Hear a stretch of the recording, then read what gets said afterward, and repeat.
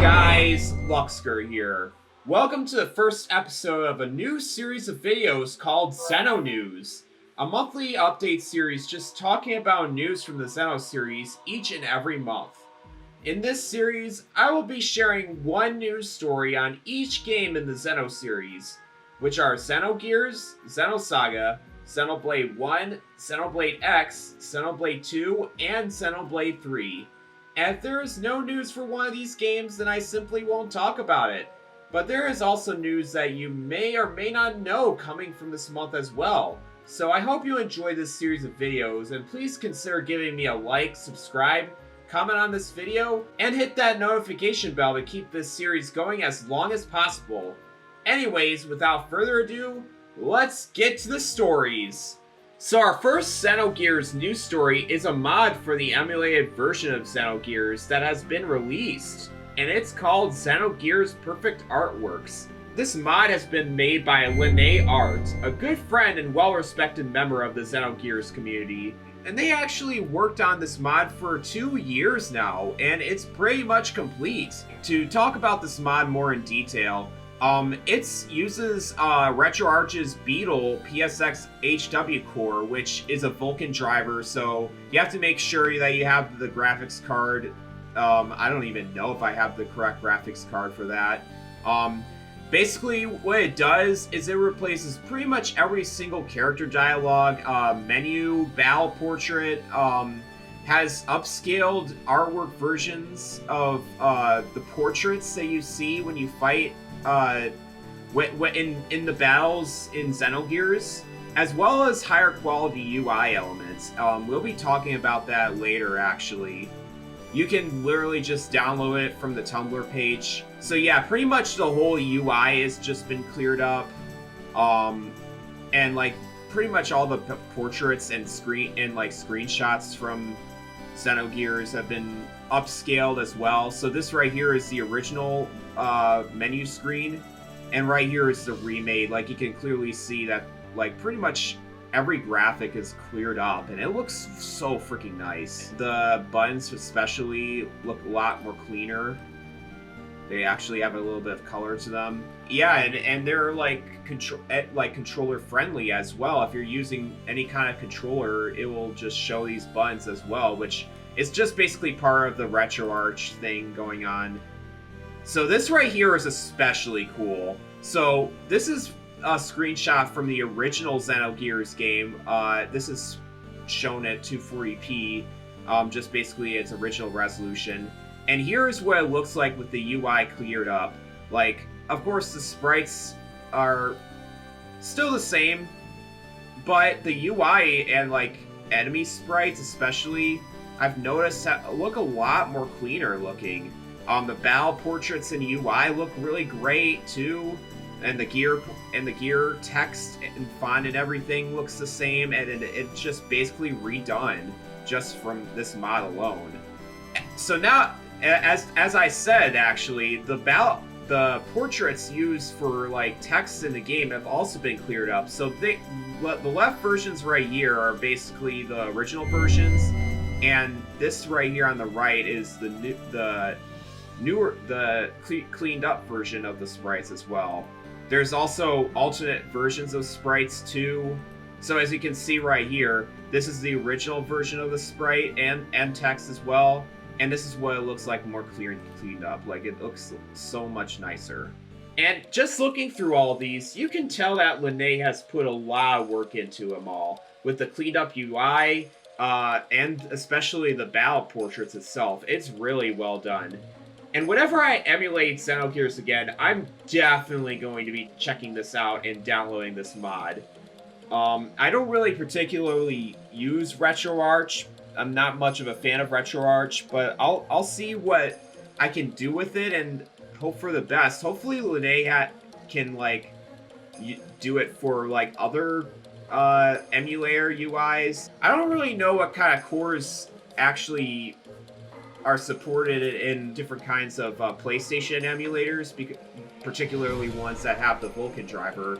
But definitely a recommendation for Linnae is to see if you can like find other cores that you can like have this mod work for, and not just for RetroArch. That would be pretty nice.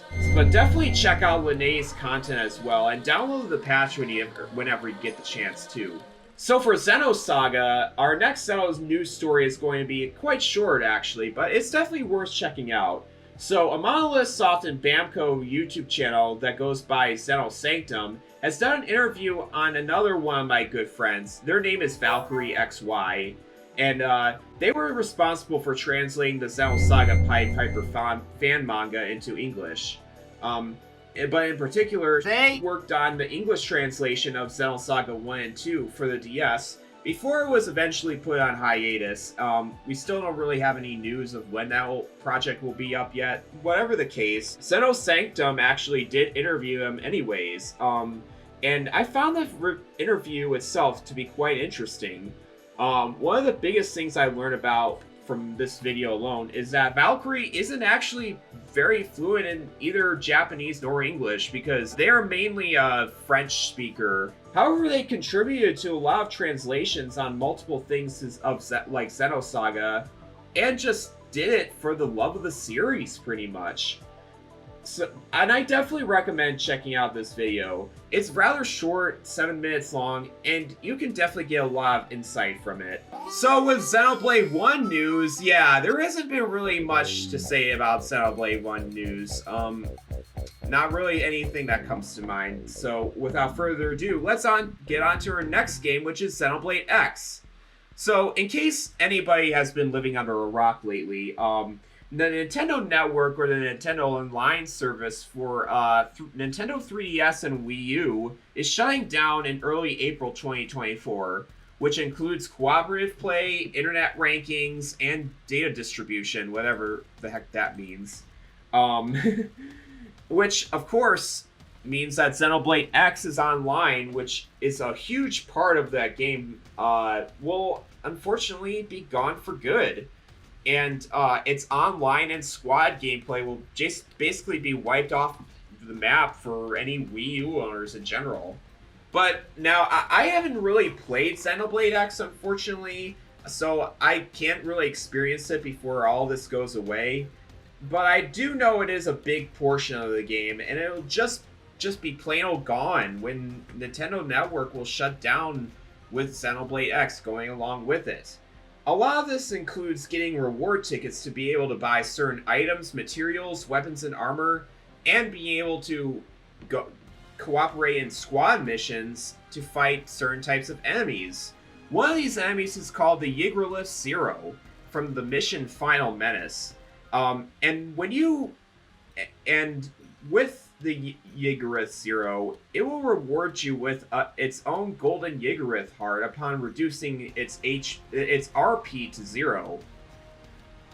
Now, you may be asking, why are these golden Yggdrasil hearts very important, you may ask? Well, they are responsible for creating the strongest skill in the entire game, which is called the Eris 90. So here's what the Eris 90 looks like right here. They're the strongest skill in the game, like I mentioned, and unfortunately, without the use of these golden Yggdrasil hearts, which are required to build the Eris 90s, you will be unable to get this skill in your game. You will not be able to get it after early April 2024. The only way to get the golden Yggdrasil hearts is by finding a Yggdrasil Zero, which is only available through a squad mission, which is online only, or spending over, like, I believe 636 tickets, reward tickets. I forgot what the number is.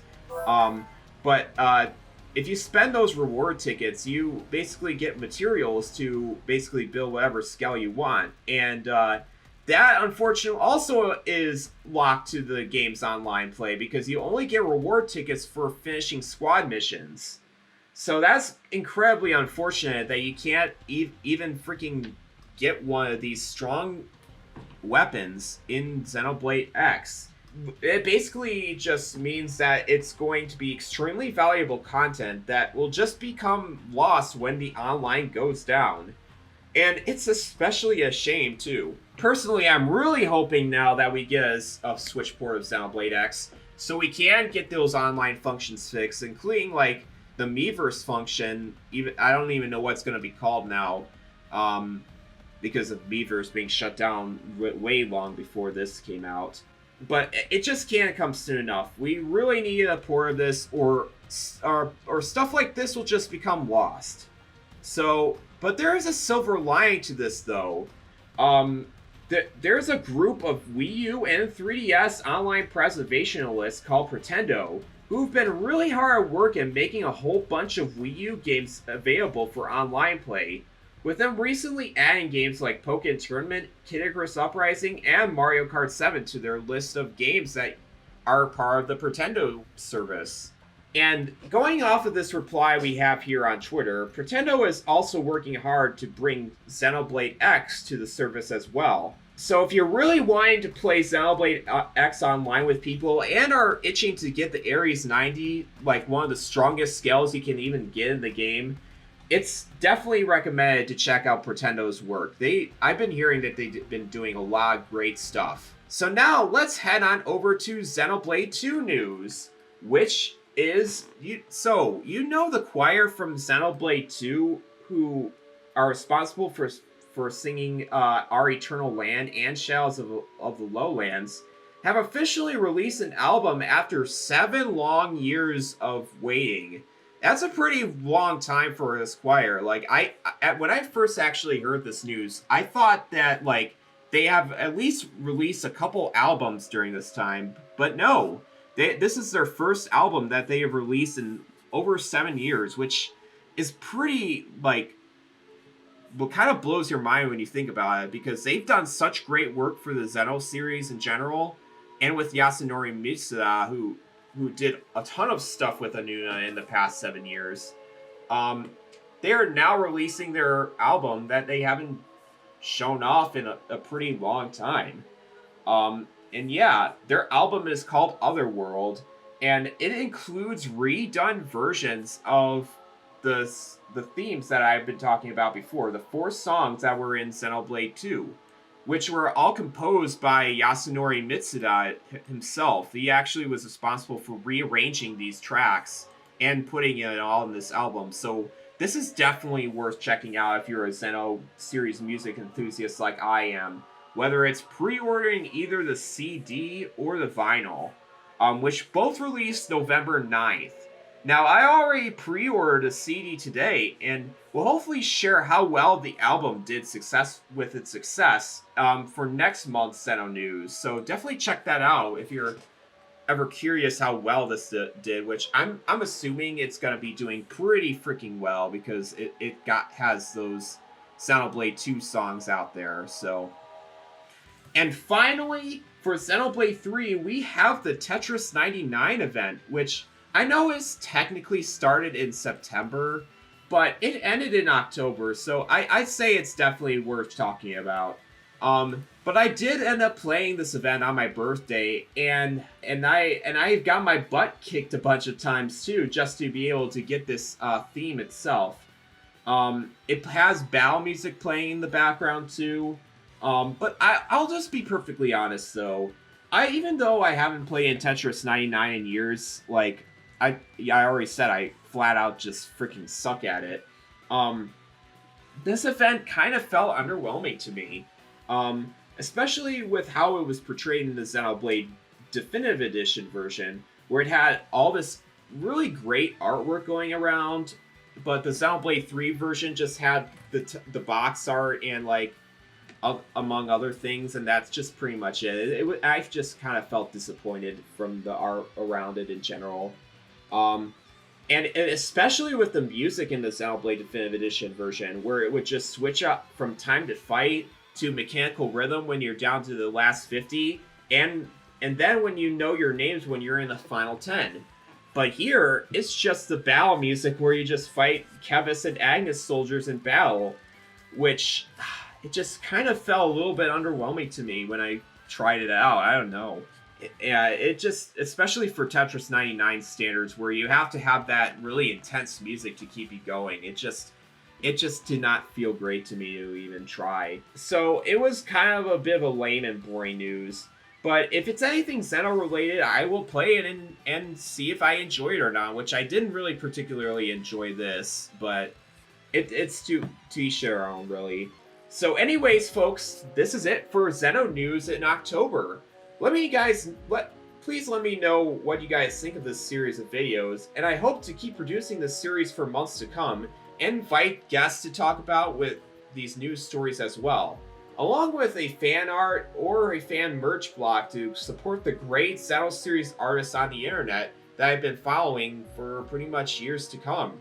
Anyways, guys, I hope you all enjoyed this news story video that I'm trying out myself. So, until next time, guys, see you on the other side!